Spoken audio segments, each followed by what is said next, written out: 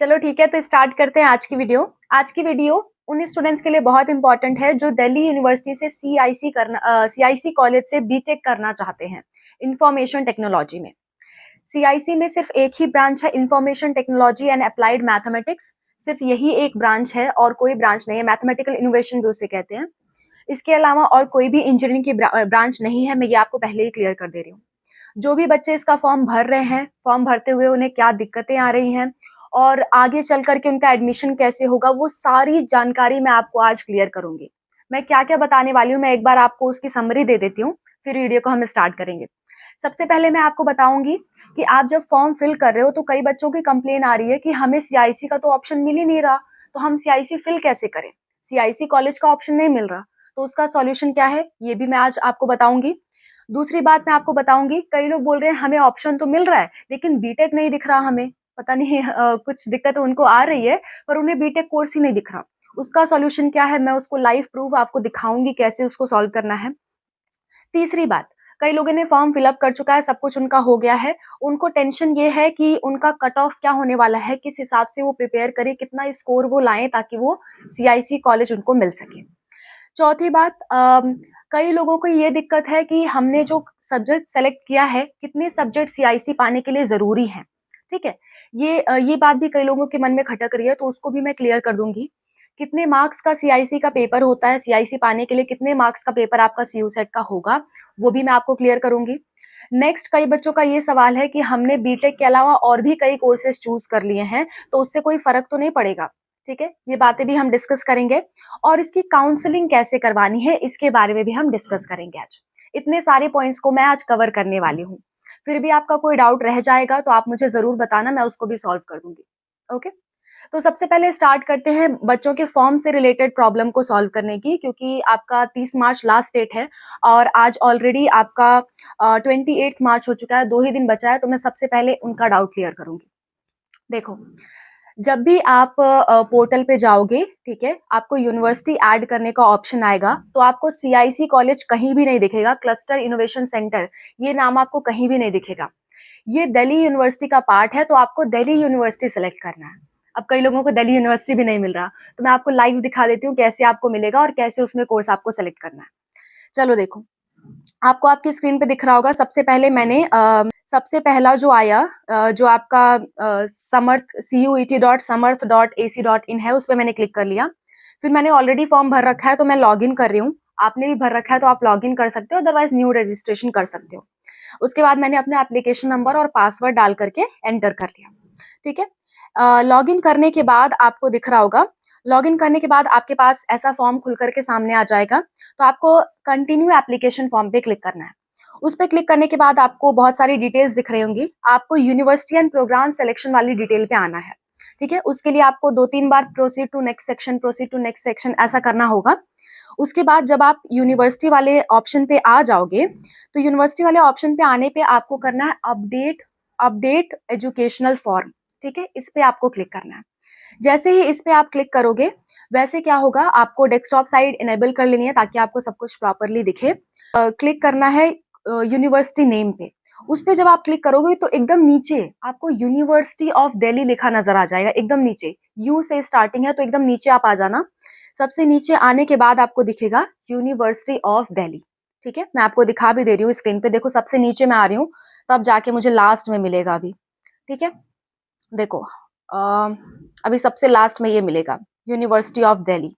ठीक है, university of Delhi जब आपको मिल गया तो आपको यूनिवर्सिटी ऑफ दिल्ली पे क्लिक कर देना है।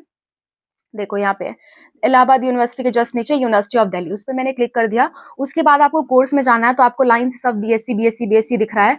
एक ही आपको दिखेगा वहां पे बीएससी के जस्ट नीचे, बीए शुरू होने से पहले बीटेक।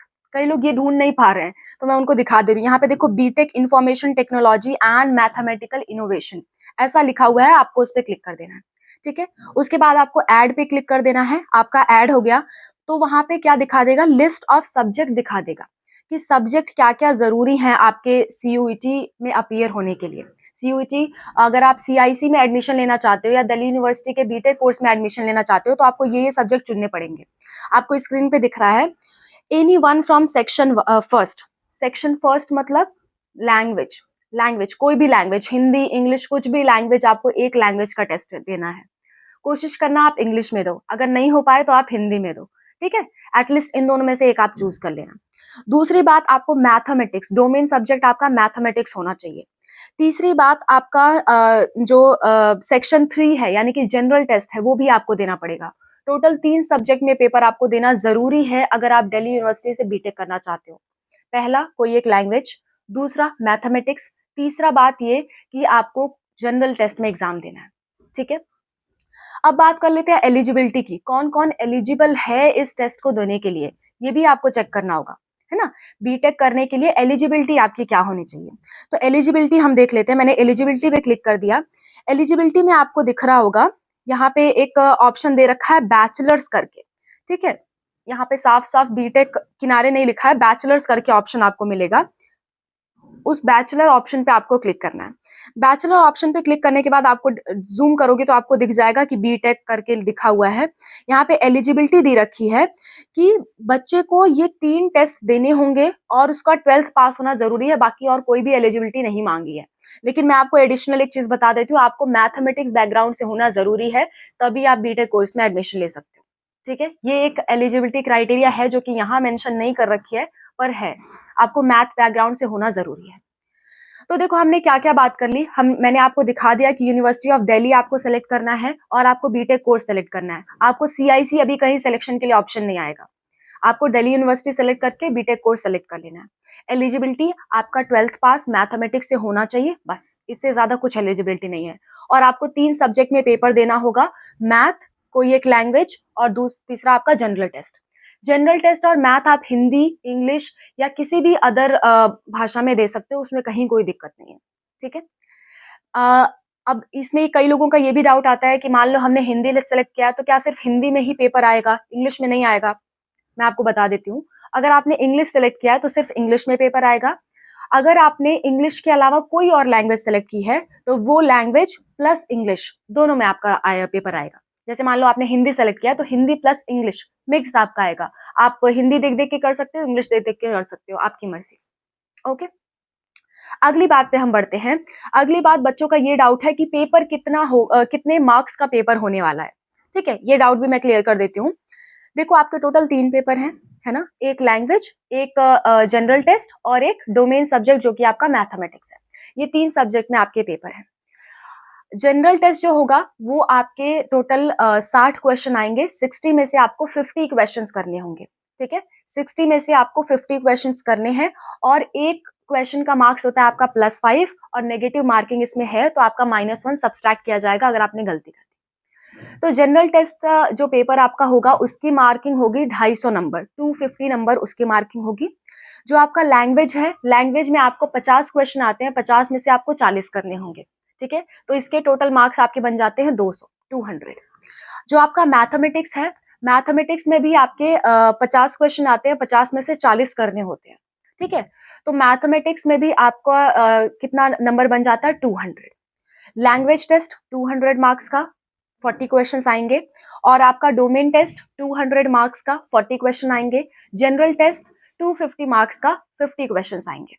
ओके, हम ये भी देख लेते हैं कि टाइमिंग आपको कितनी जरूरी है, कितना कितना टाइम आपको मिलेगा पेपर में। लैंग्वेज टेस्ट में आपको मिलेंगे 45 मिनट, मैथमेटिक्स और आपको जनरल टेस्ट में 1-1 घंटे का टाइम मिलेगा। और ये तीनों पेपर अलग अलग होंगे, ऐसा नहीं है कि एक ही साथ तीनों पेपर हो गए, नहीं, ये तीनों पेपर अलग अलग होंगे। हो सकता है अलग अलग दिन हो सकता है एक ही दिन हो। एक दिन में 3 स्लॉट होते हैं, ठीक है। हो सकता है एक ही दिन आपका तीनों स्लॉट पड़ जाए या हो सकता है आपका अलग अलग दिन तीनों स्लॉट पड़े। तो ये डिपेंड करता है, अभी एनटीए ने वो शीट रिलीज नहीं की है कि कौन से दिन कौन सा एग्जाम होगा, तो हम श्योरली नहीं बता सकते। पर इतना मैं आपको श्योर कर देती हूँ कि तीनों पेपर अलग अलग होगा, इकट्ठे नहीं होगा, ठीक है। ऐसा नहीं है कि एक ही पेपर में तीनों चीज लिखा हुआ है, ऐसा नहीं होगा। ओके, तो इतनी बातें आप ध्यान रखना। आपका टाइमिंग भी मैंने बता दिया, लैंग्वेज के लिए आपको 45 मिनट मिलेंगे और मैथमेटिक्स और आपको जनरल टेस्ट के लिए 1-1 घंटा आपको दिया जाएगा। क्लियर? और टोटल पेपर की मार्किंग हो गई आपकी 650। अब बात करते हैं कट ऑफ की, कितना आप स्कोर करोगे तो आपको सीआईसी मिल सकता है।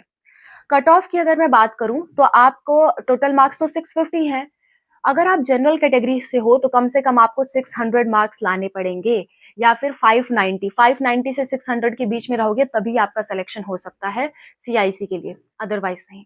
ठीक है। दूसरा, ओबीसी के लिए अगर मैं बताऊं तो ओबीसी और ईडब्ल्यूएस का लगभग सेम रहता है, उनको 580 के लगभग स्कोर करना पड़ेगा। एससी एसटी वालों के लिए बताऊं तो एससी वालों के लिए कम से कम 550 आपको स्कोर करना पड़ेगा, एसटी वालों के लिए 540 के लगभग करोगे तब भी आपका हो जाएगा। ठीक है।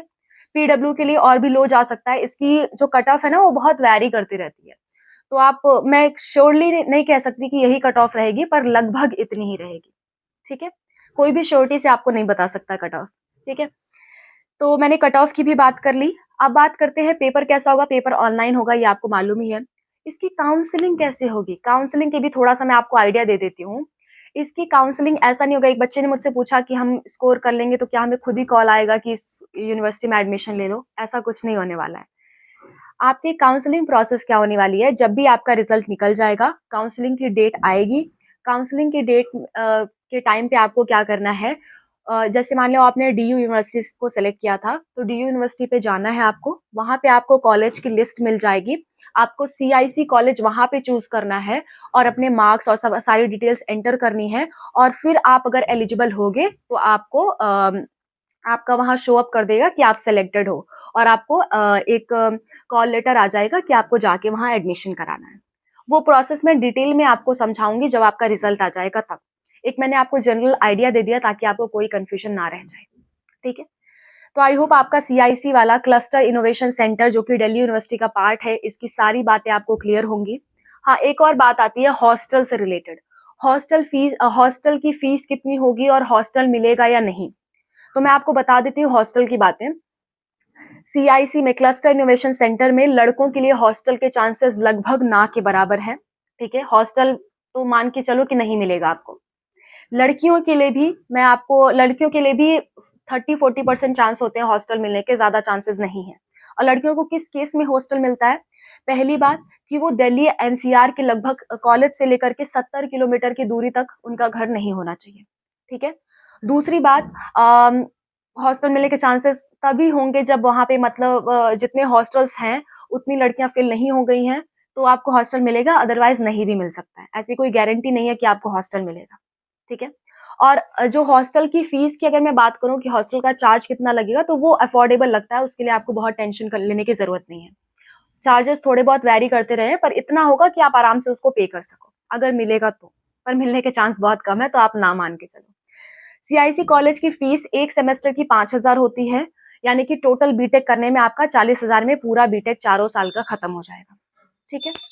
तो ये कुछ इन्फॉर्मेशन थी सीआईसी के बारे में। आई होप अब आपको सब कुछ क्लियर है। ठीक है। तो आप अच्छे से अपनी प्रिपरेशन करो, कोई भी दिक्कत आती है मैं हमेशा आपके लिए अवेलेबल हूँ, आप मुझसे पूछ सकते हो। कमेंट बॉक्स हमेशा आपके लिए ओपन है, कमेंट्स आप करो, मैं जल्द से जल्द रिप्लाई करने की कोशिश करती हूँ। 1 से 2 दिन के अंदर आपका रिप्लाई आ जाएगा। ओके। सो मिलते हैं नेक्स्ट क्लास में एक नई वीडियो के साथ। जो भी आपका डाउट रहेगा उसको मैं सॉल्व कर दूंगी।